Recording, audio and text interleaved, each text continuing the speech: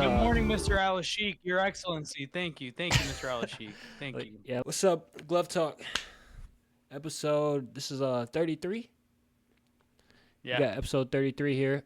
Here with my boy Jose, going over Noche UFC and Terence Crawford versus Canelo. That happened last night. sponsored by Riyadh Season. Yeah, Sponsored by Riyadh Season. We got to and then point that out. and guess Sponsored by what? Riyadh Season. The Netflix stream didn't lag, so couple points there to Netflix. Because I know for the Jake Paul, the casuals watch that shit. I ain't watch that shit, but for the Jake Paul, Mike Tyson, I know it was lagging a lot. But anyways, we got a lot to go over here. We got a lot to go over. A couple fights here in the prelims over here in the UFC. We're gonna start off going into and go over and recapping. So let's get into it here. So in the first fight in the prelims, we had Rodrigo Sanzinato versus Daniel Jonchenko. This is a tough finale fight here. A fight where Jonchenko was able to get the win and get a dominant win in dominant fashion here. Came out off the gate with the pressure, and honestly, he had a different tenacity than everybody else on this season, so he was able to show it here, and he was able to get the finish here, the KO in the first round. Good win for Jonchenko, and I'm excited to have him in the UFC. Good add to the UFC roster. Yeah. Felt like a Muay Thai fight for most of it. When he started throwing the elbows, it was good. It was fun. I like him a lot, dude. And the fact that he's not a grappler, but he still knew when to throw in takedowns as well. I like him. It was fun. It was a fun fight. I'm excited to see what they do with him. Yeah, he's explosive, and then the willingness to fight, to fight everywhere it went. He's going to be a problem here in the welterweight division. So we get into the next fight. We had, what people were mistakenly thinking that was Alex Pereira's sister. We had Alex Pereira here taking on Monse Rendon. Rendon, a vet, able to pull out the win here against Alex Pereira. And I think the main problem here with Alex Pereira in the beginning, she was just sticking to the game plan a little too much, moving her feet, being a little bit too not willing to fight and engage. And then I think she kind of switched it up in the third round. She started being more aggressive, but then Rendon was able to catch her a little bit and get her hurt and then steal that round. Mm-hmm. And also in a couple of the grappling positions, she didn't really show that she could, take her down when she got hurt. So, to be that oversized in that weight class, to be that much bigger than someone and not even to be able to take her down at all doesn't really show too much good things there. But she got a lot to work on. She's only 18 years old.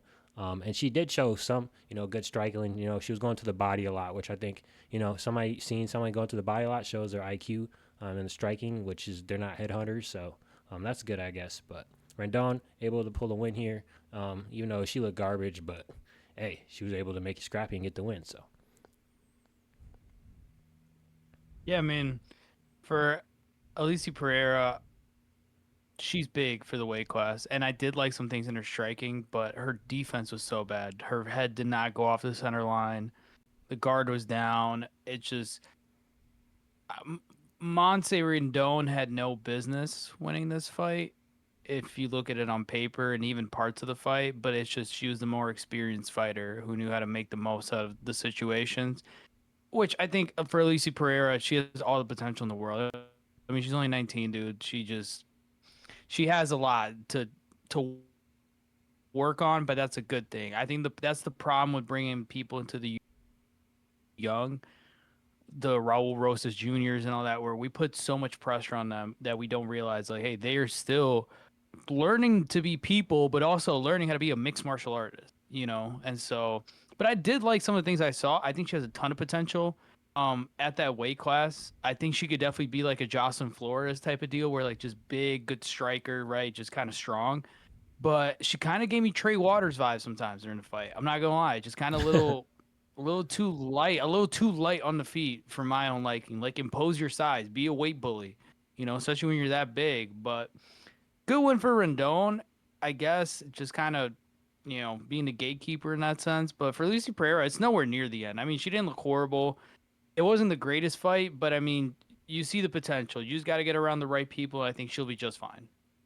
Yeah, I mean, honestly, I could see her kind of going through like a Jocelyn Edwards arc where she, she looks good in the striking a little bit, and then she grows over time to where she's eventually getting really good to where she's getting finishes like how Jocelyn Edwards is now. So she can have a little bit of a Jocelyn Edwards arc here, start her career. Going into the next fight, we had Alexandro Costa versus Eldin Correa, and oh my God, Correa here. Correa looking like a demon, looking like a contender already. First fight into the UFC, training partner with Joshua Van. And honestly, in terms of technicality, and he kind of was giving me a lot of Aaron Pico vibes a little bit, like showing the grappling in the hands, being very dangerous, but also not leaving the openings that Pico left open. And Alexandre Costa, he actually had a good showing here as well. I just feel like things changed. You could tell he kind of got compromised. I think he broke his hand or something. Or something. You could tell he kind of was His foot, compromised, or his left foot. foot. His foot. Yeah, he kind of Yeah, got tentative. yeah, left foot. Yeah. After a while. So, and then Corey was able to get the finisher, get him on the ground, and get a TKO win. He was doing some vicious elbows when he had him in full mount. Very dangerous guy to fight against. I think this he's got a fan out of me. So, Corey able to get the win here, and I'm looking forward to seeing him in the future. Yeah, likewise here. I think, and especially he dealt with adversity because Alessandro Costa at one point had his back. I mean, Correa was dominating most of the fight. Costa got his back. Costa almost finished him, and Correa was able to survive, get back on the feet, and really put him to work. Took him to the woodshed. When he was on top, ground and pounding, they almost stopped the fight in between rounds because Costa just couldn't get up. He had broken his left foot. And Correa just went in for the kill and finished him dominant. I like him, dude. He's 27. He's young. He has good game everywhere. He doesn't look bad on the ground. Doesn't look bad on the feet. And I think he could be a solid contender in that weight class. I mean, flyweight's a weight class we talked about plenty of times already on the channel. It's wide open. That weight class, you can string 2 good wins together. You might be a title eliminator or a title fight. So I don't know, man. I like Corey a lot. I think he has a lot of potential. And I think it's a good challenge, especially where a lot of the guys near the top of flyweight now are just either purely strikers or purely wrestlers, right? Whereas you have a guy that's fully rounded, the Joshua Vans, right? The Pantojas, the Morenos, right? Correa might fit right into that, dude. A guy that can bring you anything, anywhere, round feet and everything. So, yeah, I like him, man. He's got a fan out of both of us for sure. Yeah, I really think he's going to compete for a championship one day if he strings things together. So, good one out of Correa. And the next fight we had Cedric Dumas versus Zachary Reese. Cedric Dumas, a.k.a. what we call him, Jose? Boot gang. He found a way. He was making posts saying he had like $18 in his account. Hey, he just found a way to get paid and, get the nut shot. He apparently he couldn't stand up after catching a nut shot. He said he couldn't feel his right balls. So, he found a way to get that, that fight check, and then get him, scheduled for another fight. So, smart. Yeah. He got stretchered out. It's fantastic. Yeah. Yeah, he got Paul pierced out. Yeah, he got what was that guy, the dude that fought in the last card with the T-Rex arms? That guy. Harry Hardwick. He got Harry Hardwick. Harry Hardwick. To the balls though, but Cedric Dumas, doing 500 IQ plays here, playing 5D chess, securing the bag. So can't hate it. Yeah. And before the fight, even before that happened, it was even anyway. So it wasn't like it seemed like he wasn't trying to fight him. It was kind of an even fight before that. So I'm not really gonna call him a liar here, but it is a way to duplicate your paycheck a little bit. So, but hey, I ain't say it. I agree. I ain't say it. I just saw it. Hey, listen, man. Hope you beat the case. Brother. Yeah. You think they should reschedule this fight? I mean, yeah, for sure. If he can, if they don't put him on, ankle monitor or something. But yeah, for sure. If he doesn't get on the ankle monitor. Yeah, bro. That's the thing. He's got his case coming up. He almost didn't make this card. Yeah, he almost didn't make this card, and he got taken off the card before because of his legal case. So, damn. All the show money's going to the lawyer, and hopefully his lawyer. Yeah, no, dude, he's got a lot of cases going on. Yeah, I know the Florida system don't play. Don't commit a crime. Yeah, in Florida, it was breaking and entering with aggravated battery and breaking a restraining order. So the fact that he even got allowed to fight on this is a miracle. So all the show money's going back to the lawyer to make sure he gets on the next card. But I think they should try to reschedule it. I think, listen, when people go through conflict and stuff, I think mixed martial arts is a good way for people to kind of navigate through that as well. And again, I don't know all the details of the case and stuff, but yeah, man. I mean, hopefully this gets rescheduled. Hopefully he enjoys that show money and doesn't go blow at the strip club or something. But oh well. Yeah. The next fight we had Jesus Aguilar versus Luis Giroux. A guy that we both picked in Aguilar didn't win this, and he actually looked like, I don't know, he kind of looked like how we want Yair Rodriguez to fight sometimes. You know, he was throwing some flashy kicks, some crazy spinning kicks. You know, he was pulling out some double kicks, some switch kicks, everything, man. He was pulling out some shit out the fucking, I don't know, out the backpack. But great win here on the feet by Aguilar. And Luis Gurul, he just kind of, you know, was chasing him the whole fight and was just getting caught with the traps that Aguilar was setting. So he didn't really mix it. He tried to take him down a little bit, but he wasn't able to secure any takedowns. So I think that was a big difference here. Aguilar was just better on the feet, and Jarul couldn't get him to the ground. So good win from Aguilar. Aguilar looked really good, dude. I liked his wrestling. I liked his straight. I liked everything about him. He looked really good to me. And he had Gurule just on the back foot, right? The entire time, putting on the pressure.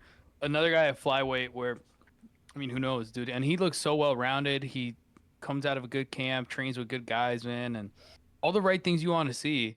And for him to win, right, at Noche, being a Mexican fighter, the crowd had a big pop, and he put on a good fight. And this is one thing I want to see the most. Obviously, I want to see guys win, but I want you to do it in a way where it's like it gets us entertained. It shows us how far you're willing to go to win. And he put it out there, dude. And Guerrilla's not an easy out. I know he lost to Odie Osborne and stuff, but he is not an easy out by any means. And Aguilar put him to work, People bro. forget, man. Did good job. He was a marauder. He definitely was. So, yeah, but no, going for Aguilar, man. Like I said, flyweight, wide open, dude. And guys like Aguilar and Coria, man. I mean, they look good. They're good prospects now. Where you got to feed them to the Tim Elliott's now of the world and see what happens. But no. Yeah. So going into the next fight, we had I ain't gonna lie, I fell asleep during round 2 of this fight. We had Tatiana Suarez versus Amanda Lemos. This the fight that made me not want to do a live companion right here. I was like, bro, I was ready for it. I was energized. Then Tatiana Suarez, Amanda Lemos, round 2. I woke up like halfway through round 3, and I was like, oh shit. And then my energy was zapped, and I was like, yeah, this card is not it, bro. Tatiana Suarez, you know, I don't know why people gas her up. She's so trash to me, but she was able to beat Amanda Lemos. Like I said, you know, in the pregame picks, I don't think Amanda Lemos has been the same since she fought Whaley, but I just thought, you know, Tatiana Suarez was so bad on the feet that she would catch her. But, I mean, she was almost able to catch her, but, you know, Tatiana Suarez was able just to hold her the whole. She was able to pull a Batista on Jose Aldo, so basically what she did. So, I guess good win out of her. I don't know. I don't really want to see her fight nobody else. I know she's probably gonna get the winner of Dern, Verna, which, you know, that fight's unexciting, and the winner, whoever they fight next, is gonna be unexciting. So, you know, honestly, get rid of the women's division. I want to see Kayla Harris versus Amanda Nunes, and then I think we should just chalk up the women's divisions. Whaley versus Shevchenko, Nunes versus Harrison, and then I think we just throw them to the fucking wolves. Oh God, okay. Bro, these were two top 5. These are 2 top 5 strawweight women in the world, bro. They're not the top 5 women in the world. I'll tell you that right now. They're fucking shit. No, I agree. I need to see this right because okay. How the hell is Tatiana Suarez a strawweight? That's the first question. I don't know how she makes that weight. But second, that's the only way she can get a win is to be a weight bully, bro. Bro, she can't strike. I thought Patchy Mix looked bad when he came. She strikes just as bad as him. I'm like stiff, running around. And then here's the most frustrating part. Amanda Lemos could have and should have won this fight, but she has the fight IQ of a tomato at 38 years old. She had this fight won, but she just kept making the dumbest decisions ever. I'm going to clinch a wrestler. I'm going to try to get on top of a wrestler. I'm winning on the feet, but let me go grapple a wrestler. Oh, I just rocked her on the feet. Let me clinch again, a wrestler. What are we doing? Like, and there's the thing. They did nothing for 2.5 rounds. Nothing for 2.5 rounds. Okay? Third round, finally, Tatiana got tired. Tatiana got cracked. She looked so bad. The way that fight ended with Lemos on top beating the shit out of her should let you know just the flaws that Tatiana still has in her game. Yeah, she had injuries. Yeah, whatever. Okay, cool. She got exposed against Zhang Wei Li. Okay. This was Tatiana, people don't realize, was supposed to be the savior of that weight class. It wasn't supposed to be Rose. It wasn't supposed to be Zhang Wei Li. It was Tatiana. Again, the injuries and whatever, but also, okay, you're back now. Show us something. She should have steamrolled Amanda Lemos. You're bigger, a lot bigger. You're better than her on the ground. You just can't strike or move your head. Like, I don't understand. I looked at this fight before this and I'm like, why is this on the prelim? Right? We said that on the pre-fight pick show. But then I'm looking at it now, I'm like, I get it. No, this is why I don't book fights. This is why I have to trust Hunter and Sean. Because it's horrible. And also now with everything happening in the weight class, I hear DC and Dominic talking about, well, this might determine like who's next after, Virna and McKenzie. And I'm like, no, do you want to see that? Because I don't want to see that. Absolutely not. Like, I don't want to see Tatiana Suarez fighting for a title again. She did nothing to deserve it. She barely beat Amanda Lemos. Congratulations. Because guess what? That has 3 people. McKenzie doesn't deserve a title shot. Virna doesn't deserve a title shot. And it's Tatiana. So, like you said, scrap it. Scrap the weight class. I mean, honestly, what are we doing? Honestly, we need to scrap some men's weight class. So it's not even like a sexist thing. Like, there's some men's weight class you need to Heavyweight? get rid of. Like, for real. Light heavyweight? Yep. Yeah. So Sorry, anyway, yeah. going into, I know we had 2 top 5 strawweights fight, but we still have 2 more fights above them on the prelims. So going to the Claudio Puelles fight versus Joaquin Silva. Puelles, I felt like, was winning this fight. And then I feel like, Silva started to get to him a little bit, and the body started to work up to him. And the teeps to the body, too. He teeped him a couple times to the body and hurt him really bad. Some mean teeps.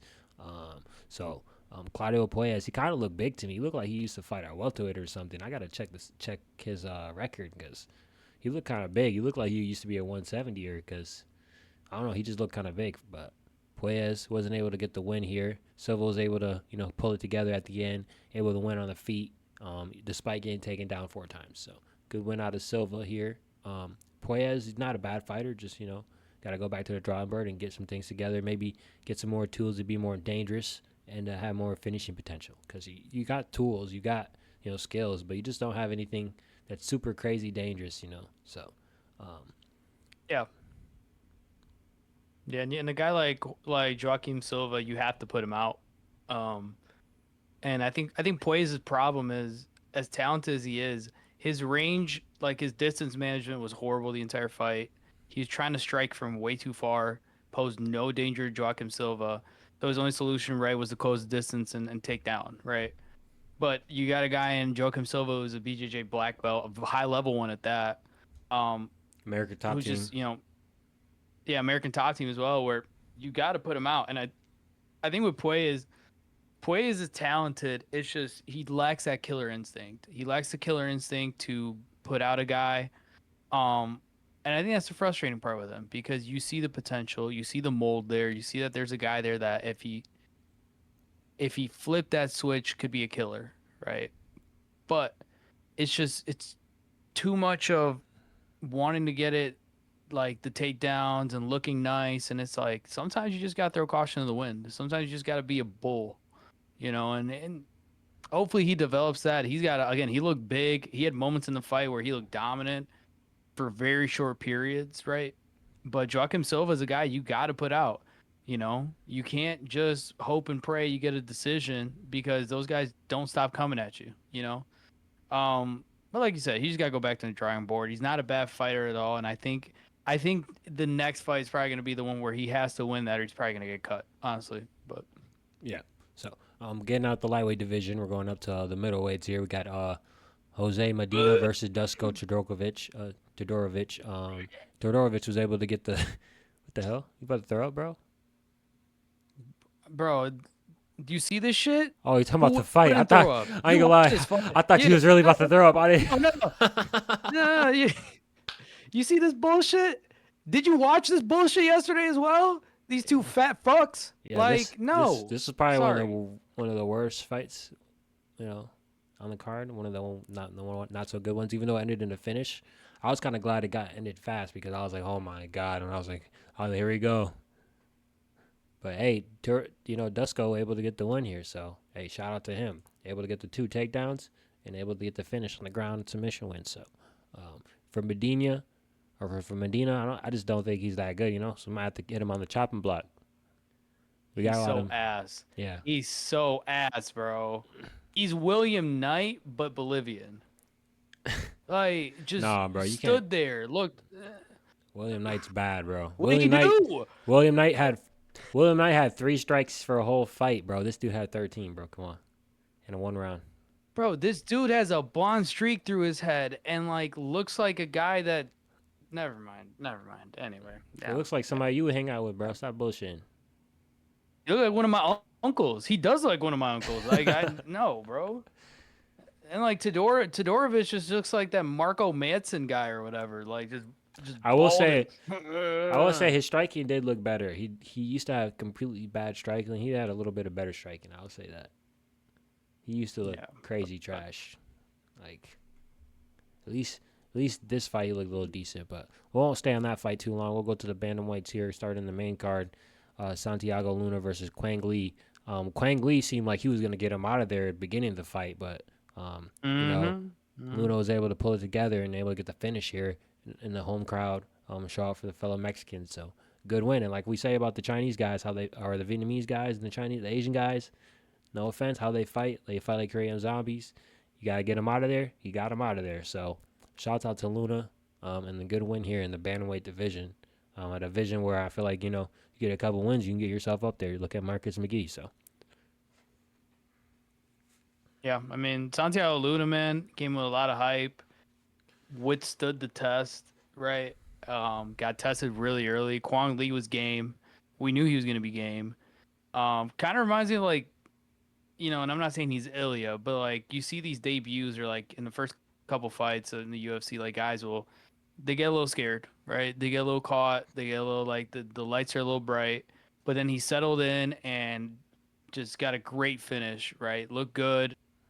Showed what he can do, got the crowd on his side, and it's a good win for him. I'm excited to see. Bantamweight is a very interesting division right now. And a guy like him being this young, they're gonna push him to the moon, right?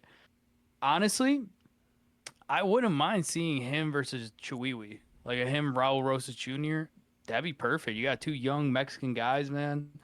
Which again, we can't skip 12 months and do it at Noche next year. But you get what I'm saying. Like this guy, I want to see him in more interesting fights, even if they're not ranked, because I do see the potential. I do see why people are hyping him up. He didn't look uncomfortable, even when he got knocked down. I was surprised how composed he stayed. Right, where he kept his bearings, he kept his distance, he did what he had to do. But yeah, good win for him, man, and a good way to start the main card after the dog shit that we got in the prelims. Let's go to the next fight. Whoa, what the heck? Jose, where did you go? What happened to you, gang? I had to pause that shit. Oh, fuck. This nigga camera tweaking, bro.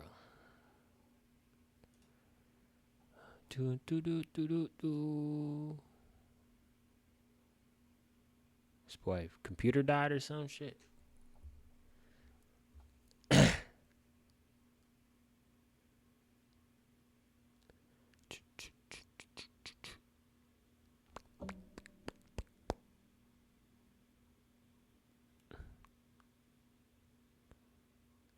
That boy, he texted me. We need to get Jose a PC, bro. Failed to start camera. Well, if you don't leave the chat and come back. Damn, bro, we was going too. We was running smooth.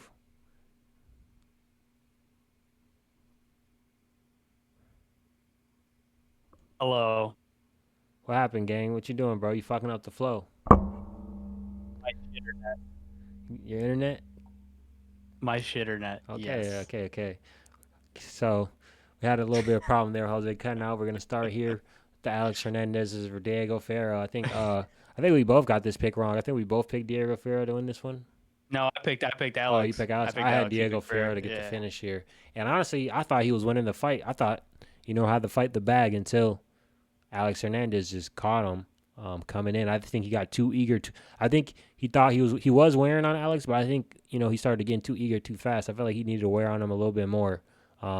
Maybe you wait to the third round to start being more aggressive. He started to be aggressive too early, and Alex was able to catch him while he was still in. But he was wearing on Alex, and I feel like he was winning the fight, in my opinion. Even though it says here on the stats that Alex had more strikes, in my opinion, I feel like Ferreira had control and he had more damage. So, and it looked like Alex was very Absolutely. concerned until the point he got the knockout. So, but good knockout. I mean, Yeah, absolutely. to win a fight where it felt like you were losing and you feel like the guy was pressuring you, good win. So, give him a top 15 fight. I guess we're gonna see Alex Hernandez ranked again. I guess.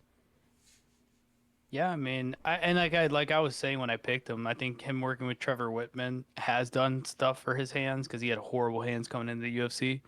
Uh, but I do think Ferrer was winning. I mean, Ferrer was damaging him, putting pressure on him. It just he got too eager, right? Nice counter by Hernandez, and it's kind of the same deal with Chase Hooper, right? Where he's able to catch guys coming in, and yeah, I mean. It's a good win. Alex Hernandez stringing together a couple wins. What does it do for me? I don't know. I don't know what they're going to do with him next. I think you have to maybe give him a top 15 fight just because he is at a good age. He has been around long enough. He's stringing together wins. He is a name in mixed martial arts, right? That we recognize the guy that's been around for a minute now. Give him a top 15 fight. I mean, what do you got to lose? If he loses it, it's going to be on a UFC Apex card anyway, so nobody's going to pay attention. So, Yeah, I good one. totally agree. So, going into the next fight, we had Fat Boy Kevin Gastelum here, able to get the decision win over Dustin Stolfus. Even though adding them extra pounds, ended up not hurting him here in this fight, and he ended up getting the win. So, I just feel like Stolfus was fight. I feel like he was just against the cage too much. I feel like he didn't fight too bad, but he just caught himself against the cage too much. So then when Kevin Gastelum would come in, he didn't have nowhere to go. I feel like he kept fighting the fight in the middle of the cage. I feel like he could have won. It was a good fight, but and then also Kevin Gastelum, his counters, he would counters and then he would combination into the counter. So, good win by Kevin Gastelum. He's still in the middleweight division. He's still showing that he's still in here to get some good fights in here. Maybe he could get ranked again. I don't know. Maybe, or do we just leave him in there as a guy that is the gatekeeper for seeing if guys ready to get ranked or not? I don't know. We'll see. But good win for Kevin Gastelum. Yeah, I mean, and for Dustin Stolfus, I think the more frustrating part is the fact that he almost had Kelvin at one point. And then Kelvin's just durable, though. Kelvin's so durable. Dustin had a chance to win this fight. It's just Kelvin was just a smarter guy, smarter fighter. And that's the frustrating part with him. Like I said, he's such a great fighter. Just can't make weight. He just struggles to freaking make weight after already moving up to 185. So, again, he'll be a gatekeeper. I'm about to use. Anyway, he'll be a gatekeeper in the sense of like he's good to get to the guys at the lower end of the top 15 for sure. If he makes weight, I don't know why he didn't make weight. He didn't really specify or go into detail about it. I don't know if it was an injury or something. Maybe he just likes eating. Oh well. But yeah, that boy Calvin, man. And it's happened multiple times. It's just he's so good that the UFC understands this guy sells, this guy puts on a good fight every time. I do want to see him get a better fight Dustin Stolfus. I think Calvin definitely can be a good test for guys at the bottom end of middleweight for sure. Shoot. Hey, listen, we'll have two crackheads fight. Have him and Marvin Vittori go at it. Why not? Hey, actually, I would love that fight. Actually, I think Kevin beats Yeah, Marvin Vittori yeah. low key, bro. That actually, or Calvin, not Kevin, Calvin. Yeah, Calvin Gastelum. I've always been a fan of him. Even though we know he's not the best fighter, he's a guy that you always want to see win. So, good win for Kevin Gastelum. We're going into the next fight. Rafael Garcia was able to get the finish win over Jared Gordon in the third round. A dude that we always knew has the worst luck kind of in the UFC. And I don't know if you've seen that they said that he got hit by a car the day before the fight, and he just didn't want to pull out. Which, at this point, I know that you're at the shit end of the stick a lot of times, but at some point, the excuses do still become reasons you lose. There's still losses. Yes, not excuses, they're reasons. But you know what? Still, you lost. So, you can't keep blaming the UFC or unfortunate circumstances for your losses. You gotta get past those. Everybody's going through some shit leading up to the fight, and they're getting past those things to win the fight. So you just have different things. So, but getting hit by cars before a fight was crazy. I would have pulled out for sure if it affected me. So. Now he definitely looked physically compromised during that fight. Like, yeah, you could just tell he's physically compromised, which he was still game. He was still game for a lot of the fight, but yeah, Rafa Garcia, man, just dog, right? Dog did what he had to do. And I feel bad for Jared. I get it. You don't want to pull out day before. You want to get your show money. You wanted this, that, whatever. But like, dude, once I saw the knee pad on him, and I saw him, he got caught because he threw a kick with his power leg, the one with the brace on it, and the kick got caught and he got cracked. And he threw the kick so slow, and I'm just like, I already knew. I'm like, yeah, this fight's over. Like, there's no way he was winning this fight. Um, it's like you said, it's unfortunate, but also, brother, pull out. Like, pull out if you got hit by a car. I'm sure the UFC would have definitely rebooked you for a fight night in 2 weeks or something like that, But who knows? Either way, I don't know, man. It's so conflicting, and it didn't do anything for me because Rafa Garcia didn't necessarily look great either. It was just one of those fights where like he fought. It was more of Jared lost that fight than Rafa winning that fight, in my opinion. But oh well, it's a shame. I think the UFC set this up for Jared to win, and that's the problem because he didn't, and so it's now kind of like, okay, where do we pivot from here? And it's on the main card. I don't know why this was on the main card. If I'm being honest, it's not a knock on Jared or Rafa. It's just, Dude, Jared Gordon versus Luna. ooh, that's a good see. Perfect. It's a good test right there. Absolutely. Yep. So going to the next fight, we had Rob Font, losing here to David Martinez. Martinez able to make his UFC debut and to beat a guy like Rob Font. Holy shit, great win here, and in the striking match too. Not even being a heavily grappler, in the striking. So good win out of David Martinez here. And I'm excited to see him in the future, man, because Rob Font's a dangerous guy. He has heavy hands, and he did hit him with some shit, but this guy was just faster than Rob Font. He was just better. I don't know. He was just to outland Rob Font, 115 to 49. Come on, man. World class, Nuts. bro. In the Nuts. bantamweight division, so good win. And Rob had his moments. Rob had his moments in that fight. Yeah, Rob had he ate some shots from Rob, so and Rob's got he had some tough fights against like guys like Chito Vera, stuff like that. So good win. I mean, I think you send this guy. I want to see David Martinez versus Chito Vera. Send him up to the top. I love that. I love that for sure. And I think Dave Martinez to come into this, Rob Font's a tough out, and Rob Font, like, I'm not saying he put it on him, obviously, by stats, but if you watch the fight, like, there were moments where he cracked him a couple times, and Rob cut him a couple times, and Rob made him uncomfortable, and Dave Martinez just kept coming, right? And he executed a good game plan against Rob. Rob wants a brawl, and David was kind of point fighting in like an MVP kind of way, where it's like, from the outside, I'm going to throw kicks. From the outside, I'm going to chop the leg down a little bit. I'm going to blitz you and then get out before you can hit me. And that frustrated Rob because Rob just kept throwing that jab and not being able to land anything. The only time Rob hit him was with counter hooks. But then David readjusted, get his distance, and cracked him. He almost finished Rob at the end as well. And then that's when they had the crazy moment where the crowd was so loud that they couldn't tell that the fight was over. They had to blare the horn a couple times for them to stop the fight. Could have been a knockout at the end, honestly, because Rob Font was done. But yeah, good win for Dave Martinez to make your UFC debut. He was the one that was supposed to fight Kwang Lee before Raul Rosas Jr. pulled out, and he's the one that took the fight to fight Rob Font, the number 9 bantamweight in the world. I mean, dude, him versus good on you for taking your opportunity. Him versus Luna would have been crazy. Yeah, absolutely. But that's what I'm saying, where it's like, dude, this is why you gotta take your chances. You gotta take the short nose fights, not in the Carlos Pratas way.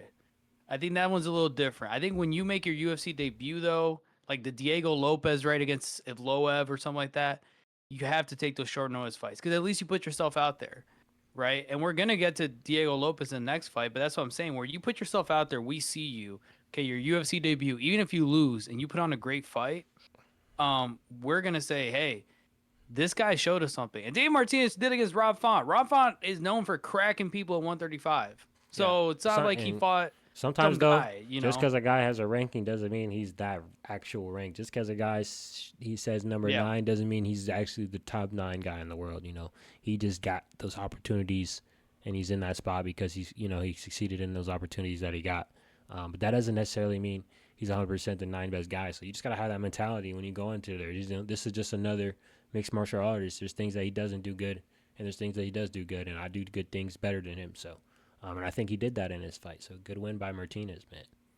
I mean, this is a great win, bro. This is probably one of the best, showings from a newcomer, first fight in the UFC against, number 9, man. It's as good as it gets. So Yeah. And to win, for sure. not even just showing, to actually win. Diego Lopez lost. So, and then get into Diego Lopez in the main event. Holy shit. Diego Lopez put fucking Gene Silva in a stretcher. Oh my God. Not on a stretcher, but that first round, I'm gonna say this one time. Gene Silva, you are lucky the fight ended that way because you could have got like a couple more rounds to be like that first round. I'm not gonna lie. Holy shit, bro. Diego Lopez first round, able to get full mount, and he got his legs, locked underneath him on his backside. So he couldn't get out of it, and he was literally just elbowing the fuck out of him. So basically controlled the whole round to the end. Gene Silva was able to get out. Basically, just because Diego was trying to do more damage. Diego could have held that position the whole round if he wanted to, but he was trying to do so much damage that there was a little bit of scramble, and Gene Silva was able to get up, but not for that long. And then the second round, Gene Silva looked very good. It looked a little dangerous for Diego Lopez. He was, finding flow state. He was able to refine that TP found in the first round and those spinning elbows. But Diego Lopez, catches him being too eager along cage side and catches him with the elbow and then, beats him to death. So good win. Good win. And, beating the most bipolar fighter I've ever seen in my life. Good win, Diego Lopez. And I think, one more fight, I honestly think he could get a title shot off that. But, one more, probably, just because they're going to do the Volk versus, I think this is the perfect time to do Diego versus Mozart rematch, honestly. Yeah. I agree. So first off, when it comes to the fight, you said something on the pre-fight show that I loved because it's so true. There's a 5-round fight. Yeah. And that's something we haven't seen Gene Silva in, and we didn't. Because, dude, first round, what are you doing? What are you doing, bro? You don't let Diego Lopez grab you. Also, when Gene Silva was cracking Diego Lopez, people need to realize something. Diego Lopez is a zombie. He eats those shots like it's nothing, right? I'm not saying fight with your chin guard, but still. I think he knew like Gene Silva was going to be eager and Gene Silva was going to want to get the finish. And you see the way he set up that spinning elbow, man, just beautiful execution. The finish was beautiful. Gene Silva punches him in the back of the head after the fight. Diego Lopez flips off the fighting nerds after the fight from the top of the cage. Like, that man is a king. That man is my hero. That man, guess what? That's a star. That's what a star does. We want to see finishes. We want to see you flip off people. We want to see you, get the crowd on your side and wear the hat and do all that. I do. Diego Lopez, love it. I gotta ask you a question. Though. So after that win, does that Diego Lopez now the biggest Mexican star in the UFC? Yes, and that's where that's why I kind of want to pivot to this because you were talking about Vloev. People are throwing out Diego versus Yair. Now, Yair was supposed to be the biggest Mexican star, but then everybody found out Yair was an asshole. Great fighter, but Yair's an asshole. That is just a known fact. Yair's an asshole. And that's a great fight to make. Diego versus Yair. Even forget the title implications. Just give me Diego versus Yair in general. Like, the pre-fight build-up, them arguing and talking shit. I mean, that's what this fight was supposed to be anyway. That's what this fight was supposed to be anyway. Which, Yair, what do you... I got promised a title shot by Sean and Hunter after I beat Pitbull. After I lose to Ortega and I beat Pitbull. Lose to Ortega. You don't take the Noche fight because you feel entitled to a title shot. Congratulations. Yeah. You could have been the guy on top of the cage last night. You could have been the guy getting the crowd behind you, demanding, clamoring, we need this guy to have a title shot. But no, instead of the Brazilian guy who is now more of a favorite of the Mexican fans than the actual Mexican fighter. You played yourself, Yair. Congratulations. Because now Lerone Murphy's getting the title shot. That's a given. If Loeb deserves a title shot more than Yair. And now we're probably going to get Aljamain Sterling versus Yair Rodriguez. And Yair's still going to demand a title shot after beating 36-year-old Aljamain Sterling up a weight class. What are we doing, bro? Diego Lopez, you did your thing. Gene Silva, I don't know if he got fraud checked, but it's pretty close. Especially after he posted something today with all the damage. He's like, you can't kill me. I'll be back. People will regret. I'm like, people aren't going to regret anything. You were number 9. You beat Bryce Mitchell. You beat a guy that thinks the earth is flat and can't strike, bro. Congratulations.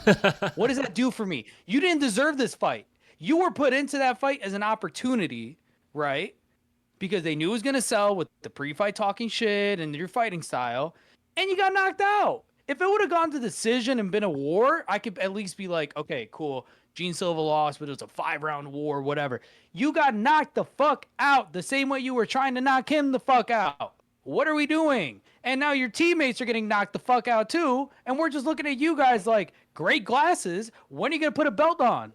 Never? Oh, okay. Jesus, dude. That was a good line. I ain't gonna lie.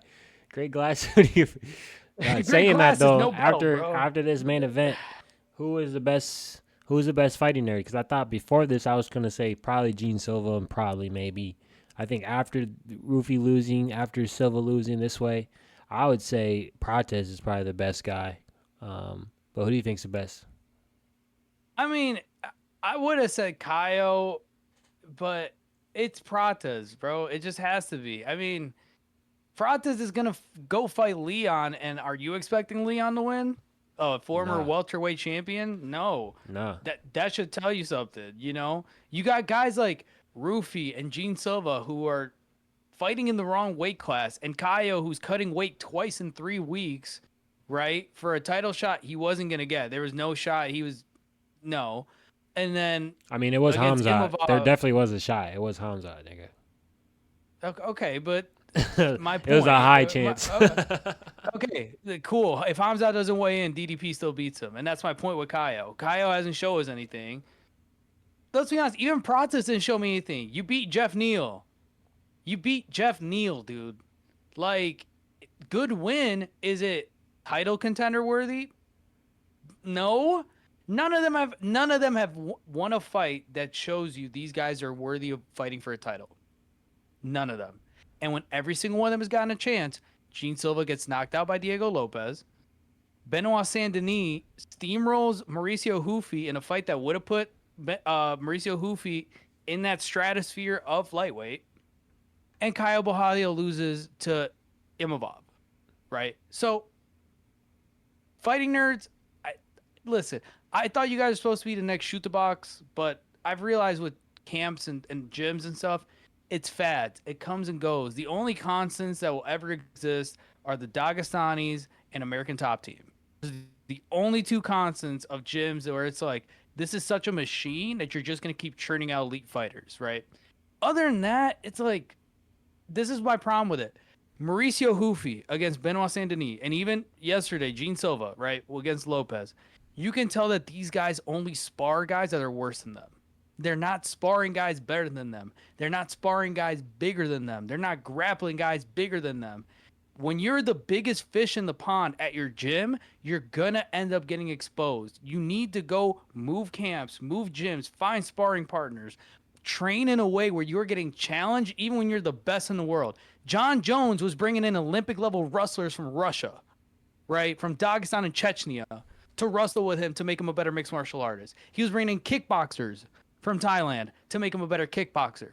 Guys that were better than him in martial arts. It's mixed martial arts for a reason. It's not just sparring. It's not just Gene Silva barking and throwing overhand elbows and shit at people in sparring. This is high-level mixed martial arts. Diego Lopez trains with killers. He might be the best grappler in the gym, but he's fighting with better boxers. He's going around training with better people. That's why I have more faith in putting him in a title shot. I had more faith last night in him beating Gene Silva. So that's my problem with the fighting nerds. Bless their heart. We're going to meme them for the rest of the year. The only one that has a fight now is Carlos Pratas. God bless him. If he loses to Leon, I better not see those fucking glasses on anyone's face ever again. I need that gym disbanded. I don't want to hear shit. And Ian Gary, fuck you too, because all the shit you were talking, and then you're sitting there in the crowd with Pratas and shit. Like, eat a dick, bro. Anyways. Yeah, getting off the topic of UFC, we got one off the sport topic, the sport of boxing. You know, we don't really watch boxing, but there's those unusual fights that we'll tune in and watch. And last night we had Canelo versus Crawford, the anticipated fight. Yes. It was promoted by Dana White. The card that was supposed to go fast like a UFC card, but I swear to God, this shit still was dragging. But I don't know, I might just be a little biased, but no, you're right. Crawford beats Canelo, able to beat him here and able to be kind of dominant in the last few rounds.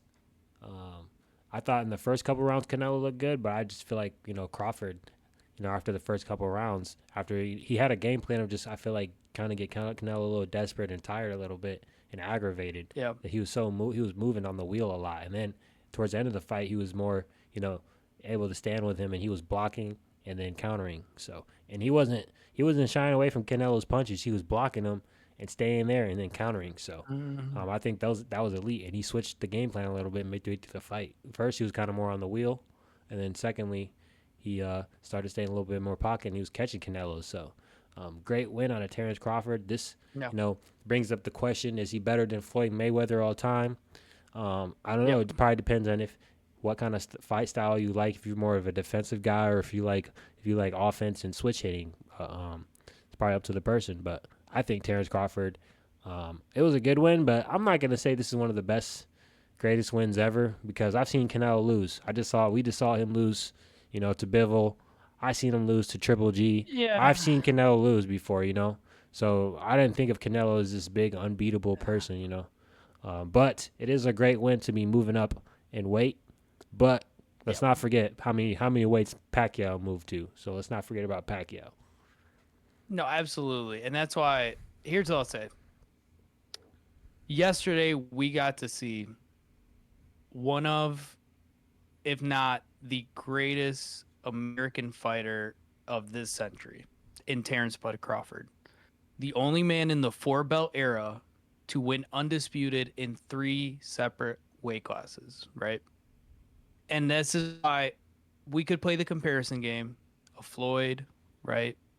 Of Pacquiao's 8 weight classes that he moved into. Even Canelo being the first undisputed super middleweight of all time in the 4-belt era, right? And winning titles in 3 weight classes and almost winning a 4th one at light heavyweight until Bivol. But instead, I'm going to look at this and just appreciate the fighters in the fight for what it was. Terence Crawford came into this fight moving up 2 weight classes in a short period of time. Canelo did the same thing. Canelo just did it over a longer period of time, which is why Canelo was more established as a super middleweight. That's the part that fooled people. Terence Crawford was just as big as Canelo. Taller, longer reach, maybe gave a couple pounds in weight, but he was so strong and so fundamentally sound in his footwork with his switch stancing that Canelo had no openings. He won the foot game every time, Terence Crawford did. He made Canelo respect his power. He had Canelo questioning, how am I going to get this guy out? We've never seen a guy make Canelo question, how is he going to get him out, except for Dimitri Bivol. Because even Triple G, that was more of a war. That was more of 2 guys just going at it, toe-to-toe, and Triple G being the better fighter. This was, honestly, he shut down Canelo. Where even when Canelo thought he had openings, Crawford is switching stances and cracking him. Switching stance and cracking. To all the nerds and idiots and casuals who lost on their parlay and went on the internet and commented, Terence Crawford was running the whole fight. My boy Canelo, shut up. Appreciate it for what it is. This guy got screwed by Top Rank just like Floyd Mayweather did, because Bob Arum is a old fucking idiot that's ruined boxing. He never got the big fights when he was a Top Rank. So we didn't the casuals didn't know who Terence Crawford was. This guy beat the best of the best. He beat Porter. He beat Gamboa. He beat Errol Spence. He beat so many guys. But we didn't see that because he wasn't a De La Hoya guy. He wasn't a Floyd guy. He wasn't a Lou DiBella guy. He was on Top Rank. He got stuck fighting on dog shit ESPN cards his whole career. Undefeated. When he gets the Errol Spence fight, I heard everybody say, Errol Spence going to put him out. Errol Spence going to put... What happened? He met Errol Spence in the middle and pushed him around like a little boy and beat the shit out of him. He's 37 and did this to Canelo Alvarez, who should be in his prime, which makes me question now, Canelo, as great as you are, and Canelo's by far one of the greatest fighters of the century, right? Right? That's just a fact.